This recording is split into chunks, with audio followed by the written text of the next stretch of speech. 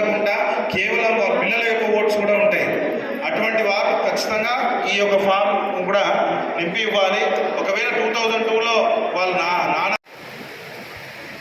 ఇందులో తర్వాత ఈ 25th జూన్ నుంచి 24th జూలై వరకు ఈ ఎన్యూమరేషన్ దశలో ఈ అప్లికేషన్ ప్రక్రియ అనేది ఇవన్నీ తీసుకోవడం కానీ మళ్ళీ ఇవ్వడం కానీ ఇవన్నీ కూడా జరిగిన తర్వాత అందులో మొత్తం ఆ ఎన్యూమరేషన్ ఫామ్ ఎవరైతే కూడా బిఏలో ఇచ్చి మళ్ళీ తీసుకొని వచ్చి మా ఆఫీస్ పీరియడ్లో వాళ్ళు వచ్చి ఆ యొక్క నోటీస్ బోర్డులో ఉన్నటువంటి ఎవరైతే మనం ఆ ఓట్లను తొలగిస్తున్నామో అటువంటి ఓటర్స్ కూడా మీకు సంబంధించిన బూత్ లెవెల్ ఏజెంట్స్ కానీ మీకు సంబంధించిన ఆ ఓటర్స్ కానీ వచ్చి దాన్ని పరిశీలించుకోవచ్చు, చూసుకోవచ్చు. మనకి 1 month టైం ఉంది కాబట్టి ఆ టైం పీరియడ్లో అది చూసి తిరిగి మళ్ళీ వాళ్ళు దరఖాస్తు చేసుకోవడానికి అవకాశం ఉంటుంది. ఒకవేళ రోల్ బ్యాక్ దీంట్లో ఏంటంటే రోల్ బ్యాక్ అంటే ఒకవేళ ఆ ఓటర్ డిలీట్ అయిపోయింది అనుకోండి డ్రాఫ్ట్ రోల్లో, అంటే డ్రాఫ్ట్ రోల్లో రాలేదు, తిరిగి వాళ్ళకు ఒకవేళ 2025 రోల్లో వాళ్ళ ఓటు ఉంది, ఇప్పుడు తిరిగి వాళ్ళు ఈ యొక్క పీరియడ్లో వాళ్ళు ఫామ్ 6 రూపంలో మళ్ళీ దరఖాస్తు చేసుకోవచ్చు, మళ్ళీ ఎన్రోల్మెంట్ చేసుకోవచ్చు. కాబట్టి ఈ యొక్క అవకాశం మనకు దేశ ఎన్నికల సంఘం వారు మనకి ఇచ్చారు. కాబట్టి ఖచ్చితంగా ఈ క్లెయిమ్స్ అండ్ అబ్జెక్షన్ అప్పుడు ఖచ్చితంగా ఆ ఓటరు తిరిగి వాళ్ళు అప్లై చేసుకోవడానికి అవకాశం ఉంది. కాబట్టి ఈ యొక్క పీరియడ్ చాలా అవసరం. తర్వాత డ్రాఫ్ట్ రోల్లో తీసే ముందు మేము వారికి సంబంధించిన ఎవరైతే కూడా యాబ్సెంట్, షిఫ్ట్ కానీ, డెత్ కానీ, తర్వాత అన్ఐడెంటిఫై ఓటర్స్ కానీ ఇవన్నీ కూడా మేము నోటీస్ బోర్డులో ప్రింట్ చేసి పెడతాం. నోటీస్ బోర్డులో ఎవరైనా కూడా అభ్యంతరం ఉంటే నోటీస్ బోర్డులో ఆల్రెడీ మేము అక్కడ పెడతాం. తర్వాత మనకి ఇక్కడ 31st నుంచి 30 ఆగస్ట్ వరకు, జూలై 31st నుంచి 30 ఆగస్ట్ వరకు మనకు ఇంకా period of claims and objections ఉంటాయి. ఒకవేళ ఆ ఎన్యూమరేషన్ సంబంధించినటువంటి అప్లికేషన్ ఫామ్ నేను చెప్పిన ఇంతకుముందు ఒకవేళ ఆ డోర్లో ఆ వ్యక్తి ఉన్నాడు, ఫస్ట్ టైం విజిట్ అయినప్పుడు అప్లికేషన్ ఫామ్ తీసుకున్నాడు, 2 సార్లు మళ్ళీ వెళ్ళినప్పుడు డోర్ లాగున్నది, లేదంటే ఆ సంబంధించినటువంటి ఆ వ్యక్తి ఆ టైంలో లేడు, ఎక్కడ తీర్థయాత్రలు ఎక్కడైనా వెళ్ళినప్పుడు డోర్ లాక్ పర్మనెంట్గా ఉంటుంది, దానికి తిరిగి వస్తారు. అప్పుడు దీని గురించి తెలుసు, ఎస్ఐఆర్ గురించి. అటువంటి వ్యక్తులు కానీ తర్వాత ఎవరైనా కూడా మిస్ అయింది, ఎలక్టర్ రోల్లో మిస్ అయిన వాళ్ళు కానీ వారందరూ కూడా తిరిగి మనం 31st జూలై నుంచి 30 వరకు తిరిగి మళ్ళీ దరఖాస్తు చేసుకోవడానికి అవకాశం ఉంది. వాళ్ళు ఓట్లని ఎవరైతే కూడా ఎన్యూమరేషన్ ప్రక్రియలో వాళ్ళు ఎంట్రీ చేసుకోలేకపోతే, ఎన్యూమరేషన్ దశలో వాళ్ళు ఇవ్వకపోతే జమీల్ భాయ్ ఆప్ చలో, మహేష్ చలో, ముఖేష్ నడు, అందరూ కూర్చోవలసిందిగా కోరుతున్నా.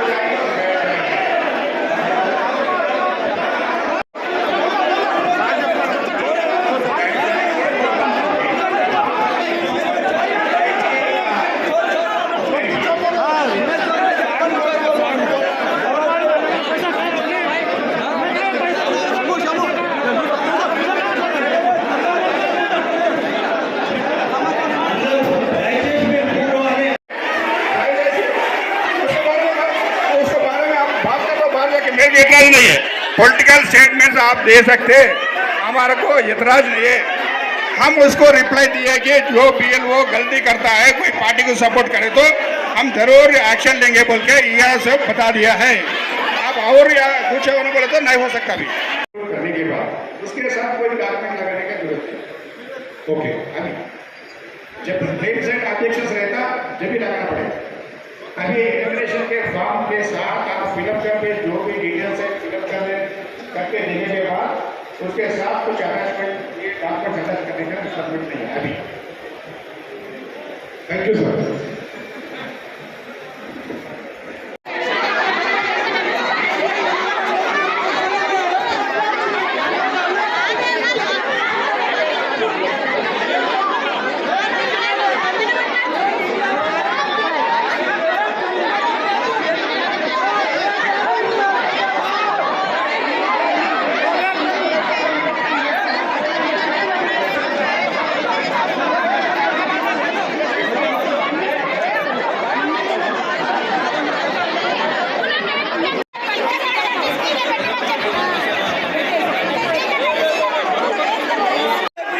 నేను దయచేసి కూర్చోండి కూర్చోండి. మీరు కూర్చోండి ప్లీజ్.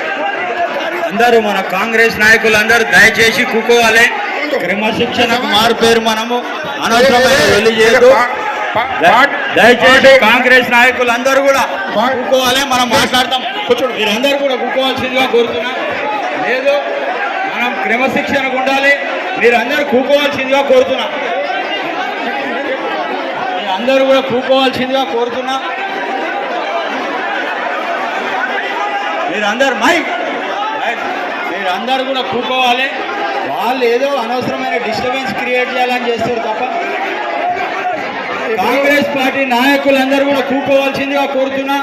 క్రమశిక్షణకు ఉండాలి. మనం క్రమశిక్షణకు మాట్లాడారు. అనవసరమైన కాంట్రవర్సీ వద్దు. వాళ్ళు కాంట్రవర్సీ చేసే ప్రయత్నం చేస్తారు కాబట్టి మీరు అందరూ కూడా కూకోవాల్సిందిగా కోరుతున్నా. దయచేసి అందరూ కూకోవాలి.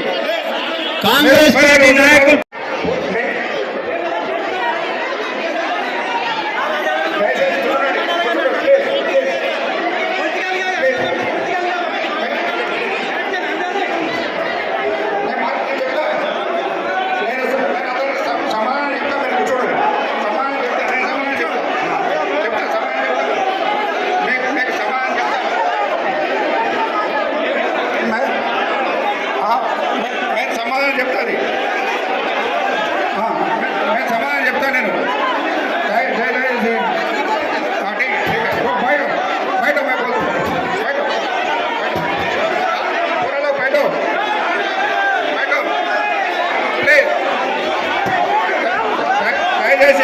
దయచేసి మీరు కూర్చోవాలి ప్లీజ్. కూర్చోండి. మీరు దయచేసి కూర్చోండి. నేను చెప్తాను సమాధానం చెప్తా. మీరు దయచేసి కూర్చోండి. సమాధానం చెప్తాను నేను సమాధానం మీరు కూర్చోండి. ధన్యవాదాలు తెలియజేస్తూ సార్ ఇక్కడ నుంచి ఒక ఉద్యమకారుడిగా ఒక ఇండిపెండెంట్ క్యాండిడేట్గా మిమ్మల్ని ఒక క్వశ్చన్ అడగదలుచుకున్నాను. ఇక్కడ మీరు పిలిచినటువంటి వారందరూ కూడా పార్టీలకు సంబంధించిన వారు మాత్రమే కనిపిస్తున్నారు. మీరు ఈ నియోజకవర్గంలో పోటీ చేసినటువంటి ఇండిపెండెంట్ క్యాండిడేట్స్ కూడా ఇంటిమేషన్ చేసిరా.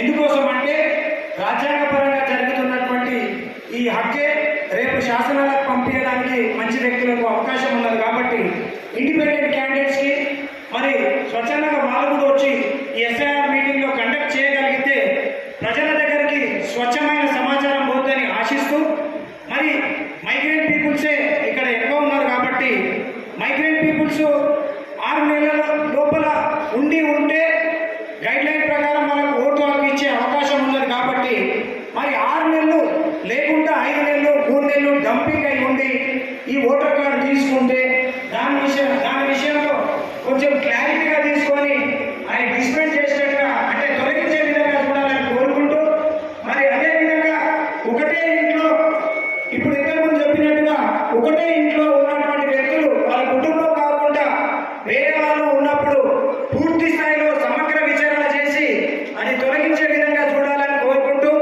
ప్రతి ఒక్క ఇక్కడికి వచ్చినటువంటి ఆల్ పార్టీస్ అందరికీ కూడా నా సామాజిక ఉద్యమ నమస్కారాలు తెలియజేస్తూ బిఎల్ఓస్ వారి బూత్ లెవెల్స్ వారి కానీ సహకరించుకుంటూ ఖండిస్తున్నాము. వ్యతిరేకంగా మేము అంటున్నాము. ఎందుకంటే ఆయన ఒక ఆర్పీ వాళ్ళు రూలింగ్ పార్టీకి పనిచేస్తున్నారు అని చెప్పడం తప్పు. మహిళలందరూ రూలింగ్ పార్టీకి సహకరిస్తున్నారని చెప్పేది తప్పు. ఎందుకు వాళ్ళ పార్టీలో మహిళలు లేరా? ఎందుకు అలా అనాలి?